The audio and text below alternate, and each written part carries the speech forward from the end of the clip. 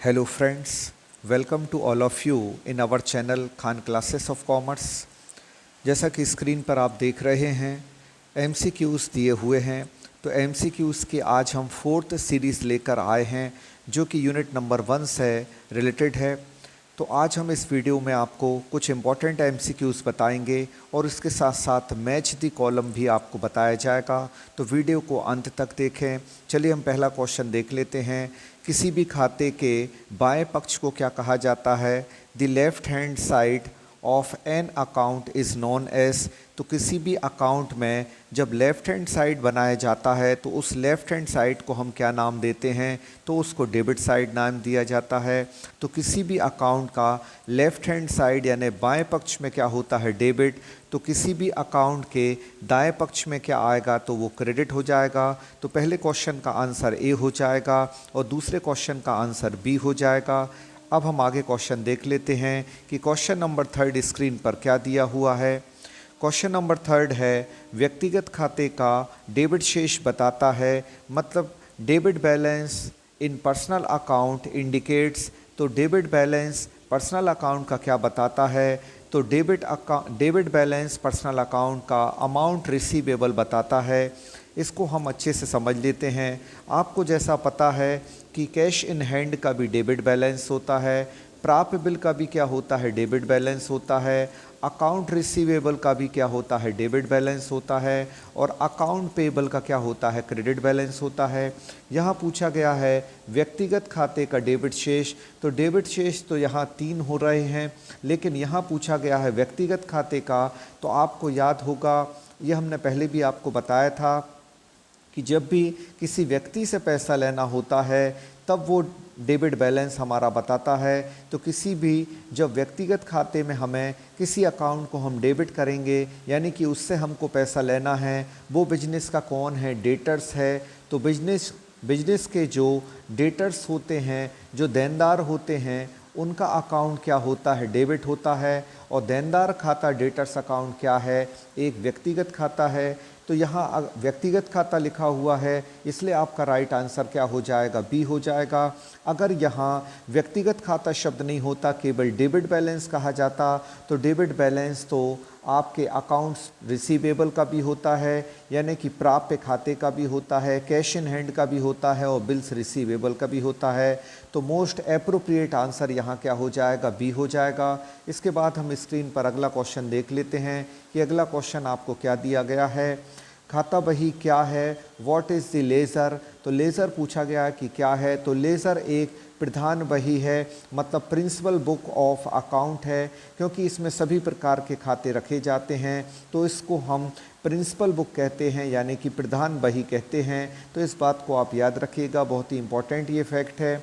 और आपको वॉइस जो है वो प्रॉपर नहीं मिल रही होगी, क्योंकि वॉइस जो है प्रॉपर इसलिए नहीं है क्योंकि यहाँ बहुत तेज़ बारिश हो रही है, लेकिन हमने सोचा कि किसी भी हाल में आपकी स्टडी को रुकना नहीं चाहिए, तो इसलिए हमने वेट नहीं किया और ये वीडियो लेकर आप तक आ गए हैं। चलिए अब हम स्क्रीन पर अगला क्वेश्चन ले लेते हैं।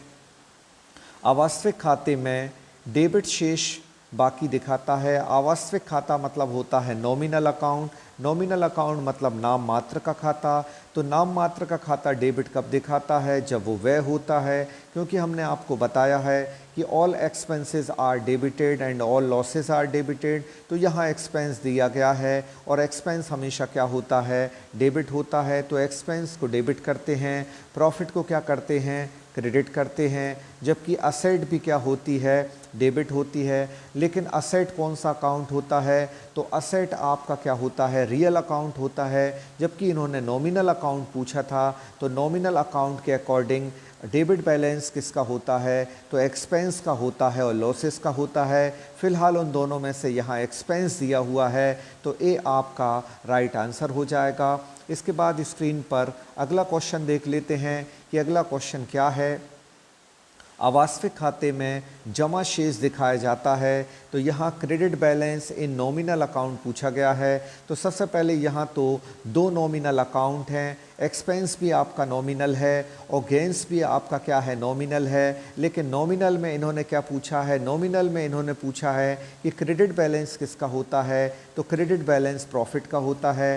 तो 7th क्वेश्चन का राइट आंसर आपका बी हो जाएगा। इसके बाद पूछा गया है व्यक्तिगत खाते में जमा शेष क्या प्रदर्शित करता है, तो व्यक्तिगत खाते में यानी कि पर्सनल अकाउंट का जो क्रेडिट बैलेंस होता है वो क्या शो करता है, तो पर्सनल अकाउंट का क्रेडिट बैलेंस शो करता है अमाउंट पेबल, मतलब किसी भी व्यक्ति से जब हमने कुछ उधार खरीदा है या हमने उससे उधार पैसे ले रखे हैं तो उसका अकाउंट क्या बताएगा, वो क्रेडिट बताएगा। तो यहाँ क्रेडिट ही पूछा गया है और पर्सनल अकाउंट में पूछा गया है, इसलिए राइट आंसर आपका 8th क्वेश्चन का क्या हो जाएगा, ए हो जाएगा। इसके बाद स्क्रीन पर अगला क्वेश्चन देख लेते हैं। अगर अभी तक आपने हमारे वीडियो को लाइक नहीं किया है तो हमारे वीडियो को लाइक करें, अगर चैनल पर नए हैं तो चैनल को सब्सक्राइब करें ताकि ऐसी ही यूज़फुल इन्फॉर्मेशन और इम्पोर्टेंट MCQs आपको लगातार मिलती रहें। चलिए अब हम स्क्रीन पर क्वेश्चन नंबर 9 देख लेते हैं क्या दिया है। खाता बही मुख्यतः किस रूप में जानी जाती है, तो अभी हमने आपको बताया था कि जो खाता बही होती है जिसको हम लेज़र अकाउंट कहते हैं या लेज़र बुक कहते हैं, उसको किस नाम से जाना जाता है, तो उसको प्रिंसिपल बुक ऑफ अकाउंट कहा जाता है। ये खातों की मुख्य बही होती है, हिंदी में इसको खातों की प्रधान बही भी कहा जाता है। अब इसके बाद स्क्रीन पर अगला क्वेश्चन देख लेते हैं। क्वेश्चन नंबर 10 क्या है। क्वेश्चन नंबर 10 में ऋणी और धनी, इसका मतलब क्या होता है, डेबिट और क्रेडिट। डेबिट और क्रेडिट को रोजनामचे से उनके खातों में खाता बही में हस्तांतरित करने की प्रक्रिया को क्या कहते हैं, the process of transferring the debit and credit item from a journal to their respective account in the ledger is term as. तो आपको पता होगा कि जनरल से हम क्या बनाते हैं, जनरल से क्या बनाया जाता है, तो जनरल से लेज़र बनाया जाता है। और जब भी लेज़र बनाया जाता है तो लेज़र में अकाउंट प्रिपरेशन होते हैं, मतलब खाते बनाए जाते हैं। तो खाते बनाने की प्रक्रिया या जनरल से खतौनी करने की प्रक्रिया को हम क्या कहते हैं, पोस्टिंग करना कहते हैं। तो राइट आंसर यहाँ क्या हो जाएगा, ए हो जाएगा, क्योंकि जनरल से जब हम लेज़र में ट्रांसफ़र करते हैं तो कौन सी प्रोसेस को अडॉप्ट करते हैं, तो हम पोस्टिंग करते हैं। तो इसको क्या कहा जाता है, पोस्टिंग करना कहा जाता है। तो राइट आंसर आपका क्या हो जाएगा, यहाँ ए हो जाएगा। इसके बाद देख लेते हैं कि अगला क्वेश्चन क्या दिया गया है। तो अब ये क्वेश्चन कुछ हिंदी में है, तो इसलिए स्टूडेंट्स को यहाँ, इंग्लिश मीडियम स्टूडेंट्स को यहाँ घबराने की ज़रूरत नहीं है, हम आपको इंग्लिश में भी एक्सप्लेन करके अभी बता देते हैं। तो देख लेते हैं पहला क्वेश्चन क्या फ़िलहाल दिया गया है। विपरीत प्रविष्टि किस प्रविष्टि को दर्शाती है, तो विपरीत प्रविष्टि का मतलब ये होता है कि अपोजिट। तो अपोजिट का मतलब ये होगा कि एक अकाउंट डेबिट होगा और एक अकाउंट क्या होगा, क्रेडिट। तो आप समझ सकते हैं कैश व छूट के मध्य प्रभाव क्या होता है। तो यहाँ कैश की बात की है और डिस्काउंट की बात की है। तो याद रखिए कैश अकाउंट भी डेबिट होता है और डिस्काउंट अकाउंट भी क्या होता है, डेबिट होता है। तो ये दोनों विपरीत एंट्री नहीं होती बल्कि दोनों एक ही वे में होती हैं, क्योंकि जब हमें कैश मिल रहा होता है तो हम डिस्काउंट दे रहे होते हैं। तो कैश और डिस्काउंट दोनों एक ही पोजीशन में आएंगे। तो पहला ऑप्शन आपका क्रॉस हो गया, वो नहीं हो सकता। इसके बाद दूसरे में अगर हमें नगद नहीं मिला है बल्कि हमको क्या मिला है, चेक मिला है और उस चेक को हमने बैंक में भी ट्रांसफ़र कर दिया है, तो एंट्री क्या होगी, चेक बैंक अकाउंट हमारा डेबिट होगा। और यहाँ डिस्काउंट हम दे रहे होते हैं तो डिस्काउंट अकाउंट भी क्या होगा, डेबिट। तो ये दोनों भी क्या हो गई, एक ही पोजीशन में आ गई। तो ऑप्शन बी भी आपका क्या हो जाएगा, क्रॉस हो जाएगा। अब ऑप्शन सी हम देख लेते हैं कि पर्टिकुलर ऑप्शन सी क्या कह रहा है। ऑप्शन नंबर सी में कैश और बैंक के मध्य प्रभाव दिया है, तो हाँ ये आपका राइट आंसर हो जाएगा। अब ये राइट आंसर क्यों हो जाएगा वो भी हम देख लेते हैं। जब हम बैंक में पैसे जमा करते हैं तो एंट्री क्या होती है, बैंक में पैसे डिपॉजिट करने पर एंट्री होती है bank account debit to cash account. तो देखिए बैंक अकाउंट आपका डेबिट हुआ और कैश अकाउंट क्रेडिट हुआ, या इसकी अपोजिट में एंट्री समझ लें। अगर हम बैंक से कैश निकालते हैं तो एंट्री क्या होती है, कैश अकाउंट डेबिट हो जाता है और टू क्या हो जाता है, बैंक अकाउंट। तो इस पोजीशन में भी अपोजिटली आया। इसका मतलब कैश टू बैंक हो या बैंक टू कैश हो, ये दोनों विपरीत पक्ष में जाते हैं, दोनों एक ही पक्ष में जनरली अभी नहीं जाएंगे। तो इन दोनों के मध्य प्रभाव क्या हो जाता है, विपरीत हो जाता है। तो राइट आंसर आपका फर्स्ट क्वेश्चन का क्या हो जाएगा, सी हो जाएगा इस क्वेश्चन के पॉइंट ऑफ व्यू से। इसके बाद फिर हम क्वेश्चन नंबर सेकंड देख लेते हैं। स्क्रीन पर क्या दिया है, खुदरा रोकड़ बही किस प्रकार की किस पद्धति पर आधारित है। तो सबसे पहले इसको हम क्या कहते हैं, तो इसको हम क्या कहते हैं, पीटी कैश बुक कहते हैं। इसको हम क्या कहते हैं, पीटी कैश बुक या पेटी कैश बुक बोलते हैं। तो पीटी कैश बुक जो होती है वो किस पद्धति पर आधारित है, यानी खुदरा रोकड़ पुस्तक अग्रदाय पद्धति पर आधारित है। अग्रदाय पद्धति का मतलब होता है कि पहले एडवांस पैसे दे दिए जाते हैं और एडवांस अमाउंट देने के बाद फिर उस एडवांस अमाउंट में से थोड़े थोड़े पैसे निकाल कर खर्च कर दिए जाते हैं। तो आपकी पीटी कैश बुक जो है वो अग्रदाय पद्धति मतलब एडवांस मेथड पर आधारित है। तो दूसरे क्वेश्चन का आंसर क्या हो जाएगा, आपका सी हो जाएगा। इसके बाद तीसरा क्वेश्चन स्क्रीन पर देख लेते हैं। रोकड़ बही का डेबिट शेष दर्शाता है। तो रोकड़ बही का डेबिट शेष क्या दर्शाता है वो हम देख लेते हैं। तो इसको भी हम आराम से समझ लेते हैं। कैश बुक का डेबिट शेष क्या कहलाएगा, तो कैश बुक का डेबिट शेष कहलाएगा कि व्ययों का प्राप्ति पर अधिक नहीं होगा, प्राप्ति का व्ययों पर अधिक हो जाएगा। तो इस क्वेश्चन का राइट आंसर क्या हो जाएगा, ए। अब हम कैश बुक से थोड़ा सा समझ लेते हैं कि ए ऑप्शन को हमने टिक क्यों कर दिया। तो कैश बुक जब हम बनाते हैं तो इसके दो साइड होते हैं, एक आपका रिसिप्ट होता है जो कि डेबिट में होता है और एक आपका पेमेंट होता है जो कि क्रेडिट में होता है। और इस तरीके से आप इसका अकाउंट बनाते थे। यहाँ आप लिख देते थे रिसिप्ट, जितना कैश आएगा वो डेबिट में, क्योंकि कैश क्या है, आपका रियल अकाउंट है। और रियल अकाउंट का रूल क्या है, which comes in business is debited. जो बिजनेस में आएगा उसको आप क्या करें, डेबिट करें, और जो बिजनेस से जाएगा यानी जो आप पेमेंट करेंगे वो कहाँ लिख दें, क्रेडिट में लिख दें। तो कैश बुक का हमेशा डेबिट बैलेंस होता है। जितना पैसा आया वो डेबिट में लिख दिया, जितना पैसा गया उसको क्रेडिट में लिख दिया। इनकमिंग ऑफ कैश डेबिट में आती है और आउटगोइंग ऑफ कैश कहाँ आती है, क्रेडिट में आती है। तो हमेशा क्या होता है, कैश बुक का डेबिट शेष ज़्यादा होता है तो प्राप्ति का व्ययों पर अधिक होगा, क्योंकि प्राप्ति कहाँ दी गई है, डेबिट में दी गई है। और डेबिट को ये बोल रहे हैं कि क्रेडिट पर ये ओवर है। तो राइट आंसर आपका क्या हो जाएगा, ए हो जाएगा। तो कैश बुक का हमेशा डेबिट ज़्यादा होता है। पहले हम डेबिट का टोटल लगाते हैं और फिर वही टोटल को क्रेडिट में लिख देते हैं। फिर जो भी बचता है उसको हम क्या कहते हैं, बैलेंस कहते हैं। और बैलेंस यहाँ क्रेडिट में लिख दिया जाता है। बैलेंस क्रेडिट में कब आता है कैश बुक का, जब डेबिट ज़्यादा हो, मतलब कैश की इनकमिंग ज़्यादा हो और कैश की आउटगोइंग कम हो। तो वहाँ क्या होता है, कैश रिसिप्ट का कैश पेमेंट पर क्या होता है, एक्सेस होता है। इसलिए राइट आंसर आपका क्या हो जाएगा, ए हो जाएगा। आई होप अब आपको ये कॉन्सेप्ट समझ में आ गई है।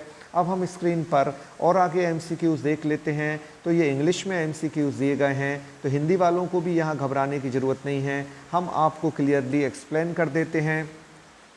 यहाँ बोला गया है the ledger folio column of journal is used to, मतलब जो आप लेज़र फोलियो का कॉलम बनाते हैं जिसको हम एलएफ कहते हैं, इस एलएफ को कहाँ बनाया जाता है, तो इस एलएफ को याद रखिए जर्नल में बनाया जाता है। और जर्नल में ये जो कॉलम आप बनाते हो, जो एलएफ का कॉलम होता है, ये कॉलम नंबर कौन सा होता है, थर्ड होता है। जर्नल में ये कॉलम नंबर कौन सा होता है, थर्ड होता है, एलएफ होता है। तो ये पर्टिकुलर क्यों बनाया जाता है, तो इस कॉलम में और क्या लिखा जाता है, तो इस कॉलम में क्या लिखा जाता है, record the page number of laser account लिखा जाता है। मतलब जनरल में उस अकाउंट के सामने उसके पेज नंबर को लिख दिया जाता है कि लेज़र में ये अकाउंट इस पेज नंबर पर है। जैसा आप अपनी कॉपी में करते हैं, अपनी कॉपी में बुक का पेज नंबर लिखते हैं, वैसे ही जर्नल में लेज़र का पेज नंबर लिख दिया जाता है।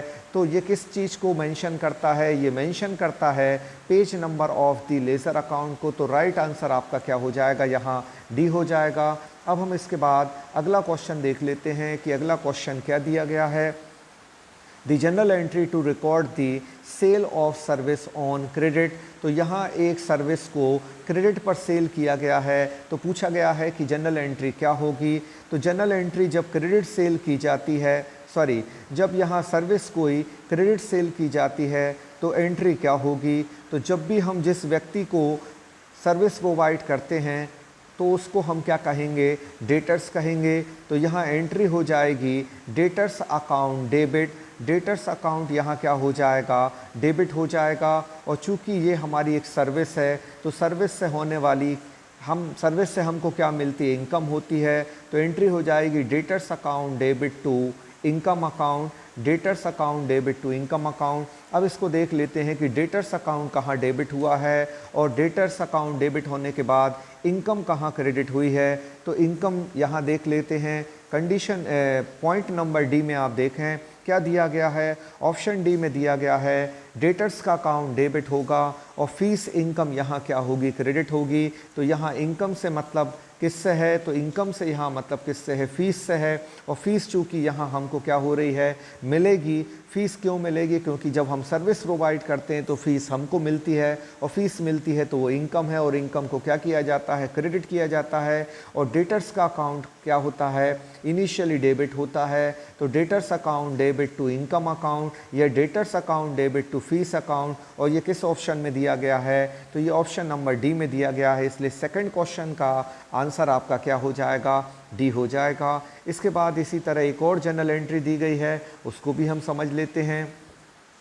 तो जनरल एंट्रीज को इस पर्टिकुलर टॉपिक से संबंधित क्या जनरल एंट्रीज होगी तो हम आपको बता देते हैं। यहाँ परचेस क्या किया गया है, एक इक्विपमेंट किया गया है जिसके लिए 2 लाख रुपए कैश में दिए गए हैं और बाकी 8 लाख रुपए अभी ड्यू हैं। मतलब किसी चीज़ को इन्होंने एक इक्विपमेंट को यहाँ परचेस किया गया है। तो हमने आपको बताया था कि ये एक रियल अकाउंट है, क्योंकि जो चीज़ बिजनेस में आती है उसको हम डेबिट करते हैं। तो इक्विपमेंट आया तो इक्विपमेंट कितने का पड़ा, 2 लाख नगद दे दिए, 8 लाख रुपए भी देना बाकी हैं। तो टोटल कितने का वो पड़ा, 10 लाख का।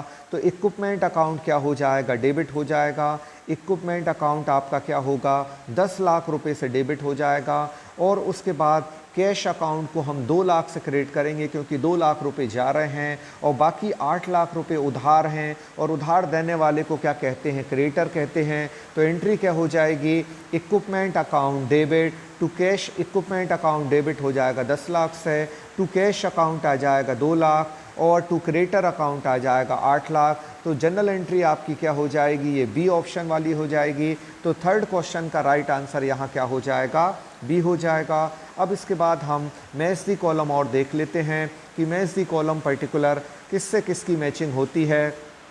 तो अब यहाँ समझ लेते हैं कि लेज़र को क्या कहा जाता है। अभी हमने आपको बताया लेज़र को प्रिंसिपल बुक कहा जाता है। कैश अकाउंट का हमेशा कौन सा बैलेंस होता है, तो कैश अकाउंट का हमेशा डेबिट बैलेंस होता है। तो यहाँ सेकंड को मैच कर देते हैं हम 5 से।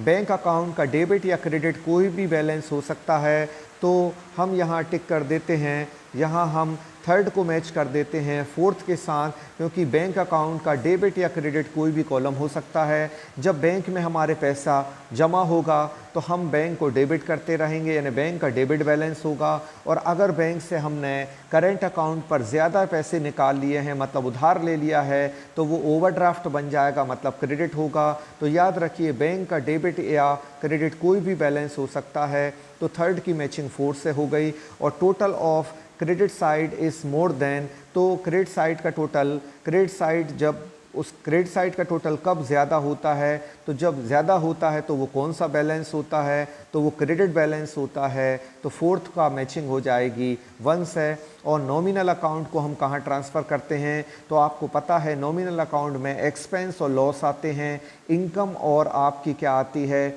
इनकम और आपकी रिसिप्ट आती हैं। तो इन सब को कहाँ ट्रांसफ़र किया जाता है, इन सब को ट्रांसफ़र किया जाता है पीएल अकाउंट में। तो इसका आपका फिफ्थ का मैचिंग किससे हो जाएगी, 2 से हो जाएगी, क्योंकि नॉमिनल अकाउंट में एक्सपेंस आते हैं और इनकम आती है। एक्सपेंस को हम पीएल अकाउंट के डेबिट में लिखते हैं, जबकि इनकम को पीएल अकाउंट के क्रेडिट में लिखा जाता है। प्रॉफिट भी अगर हम जब फाइंड करते हैं तो पीएल अकाउंट में ही फाइंड करते हैं। तो पीएल अकाउंट वैसे भी आपका क्या है, नॉमिनल अकाउंट है, इसलिए फिफ्थ की मैचिंग 2 से हो जाएगी। तो ये इस वीडियो का आखिरी आपके फैक्ट्स थे जो हमने आपको अभी बताए। तो अब बताइए वीडियो आपको कैसा लगा। वीडियो अच्छा लगा है तो आप यहाँ लाइक का बटन प्रेस कर दें और इसके साथ साथ कोई इस पर कमेंट भी करें और हमारी वीडियोस देखने के लिए हमारे चैनल पर बने रहें। रोज़ हम आपकी प्रैक्टिस के लिए ऐसे ही यूज़फुल वीडियो लेकर आते रहेंगे। आज तक के लिए बस इतना ही। Thank you so much to all of you.